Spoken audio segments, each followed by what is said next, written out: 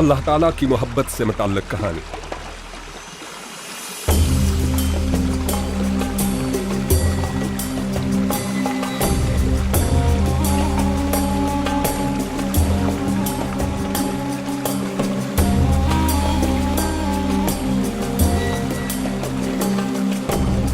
ہم کلام اللہ میں اللہ تعالیٰ کی وہ محبت بری کہانی پڑھتے ہیں جو محبت وہ آپ سے اور مجھ سے کرتا ہے۔ اس کہانی کا آغاز تخلیق سے ہوتا ہے۔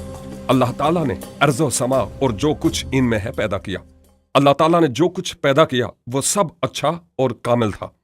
اس نے پہلے مرد حضرت آدم علیہ السلام کو پہلی عورت حضرت حوا کے ساتھ انتہائی خوبصورت باغ میں رکھا اور ان کی ضرورت کی ہر چیز میسر تھی۔ کچھ وقت گزرنے کے بعد حضرت آدم و حوا نے حکم الہی کے خلاف بغاوت کا فیصلہ کیا۔ انہوں نے نیک و بد کی پہچان کے درخت کا پھل کھایا جس کے کھانے سے اللہ تعالیٰ نے انہیں منع فرمایا تھا۔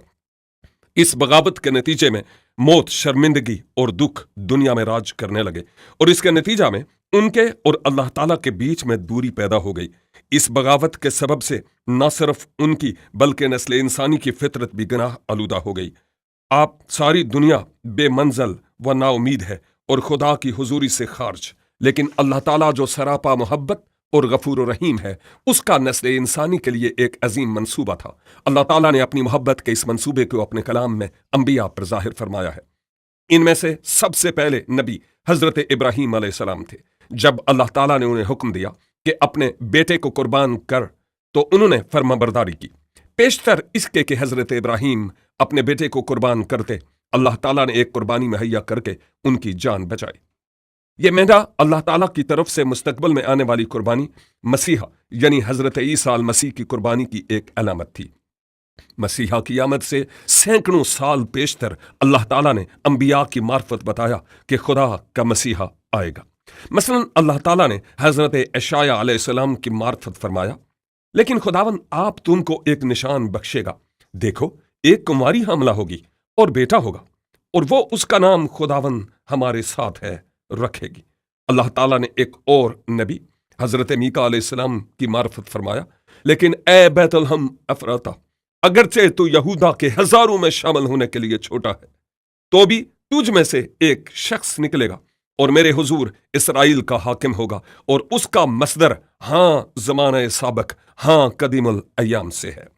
یہ ان سینکڑوں نبوتوں میں سے صرف دو ہیں جو آنے والے مسیحا کی بابت بیان کرتی ہیں۔ جب وقت آیا کہ حضرت عیسیٰ المسیح کی ولادت ہو تو وہ ایک کماری حضرت مریم صدیقہ سے بیت الحم میں ولادت پائے۔ جب وقت آیا کہ حضور المسیح یہ ظاہر کریں کہ میں مسیحا ہوں تو وہ دریائے یردن پر حضرت یحییٰ علیہ السلام کے پاس گئے تاکہ ان سے پاک غسل پائیں۔ اس فعل کے ذریعہ حضرت عیسیٰ المسیح نے اپنے آپ کو مکمل طور پر اللہ تعالیٰ کے منصوبے کے تابع کر دیا۔ ادھر حضرت یحییٰ پر آپ کے بارے میں بھید کھلتا ہے اور آپ فرماتے ہیں، دیکھو یہ خدا کا برہ ہے جو دنیا کا گناہ اٹھا لے جاتا ہے۔ پاک غسل لینے کے بعد حضرت عیسیٰ المسیح جگہ جگہ جا کر اس بات کی شہادت دینے لگے کہ آنے والا مسیحا میں ہی ہوں۔ یہودی مذہبی رہنما ان کو قتل کرنے کے در پہ تھے کیونکہ آپ کا اختیار ان سے بڑا تھا۔ مثلا آپ نے فرمایا کہ زندگی کی روٹی میں ہوں اور جو کوئی مجھ پر ایمان لاتا ہے وہ ہرگز بھوکا نہ ہوگا۔ آپ نے یہ بھی فرمایا کہ دروازہ میں ہوں اور جو کوئی مجھ سے داخل ہوگا وہ حیات ابدی حاصل کرے گا۔ آپ نے فرمایا کہ راہ اور حق اور زندگی میں ہوں اور کوئی میرے وسیلہ کے بغیر قرب الہی حاصل نہیں کر سکتا۔ مذہبی رہنما اس بات کو کفر سمجھتے تھے۔ حضرت عیسیٰ المسیح کے مسیحا ہونے کا ایک ثبوت یہ بھی ہے کہ آپ نے ہر اس نبوت کو پورا کیا جو ان کے بارے میں تھی، اور ہم سب ان کے معجزات کے گواہ ہیں، جیسے بیماروں کو شفا دینا، بدروحوں کو نکالنا اور یہاں تک کہ مردوں کو بھی زندہ کرنا۔ حضرت عیسیٰ المسیح کے مسیحا ہونے کا ایک اور ثبوت یہ ہے کہ خدا نے انہیں ہمارے گناہوں کے لیے قربانی و کفارہ ٹھہرایا۔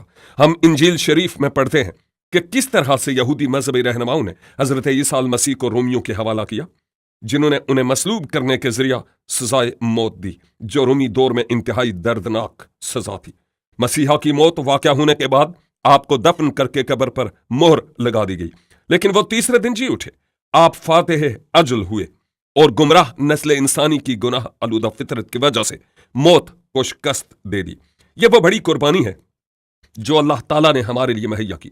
وہ تمام لوگ جو اللہ تعالیٰ کے مسیحا پر ایمان لاتے اور اس پاک قربانی کو اپنے لیے قبول کرتے ہیں، وہ اس کی طرف سے معافی، قبولیت اور حیات ابدی کے وارث ہو جاتے ہیں۔ اگر آپ حضرت عیسیٰ المسیح پر آج ہی ایمان لاتے ہیں تو اللہ تعالیٰ کی طرف سے اس معافی کا تجربہ حاصل کر سکتے ہیں۔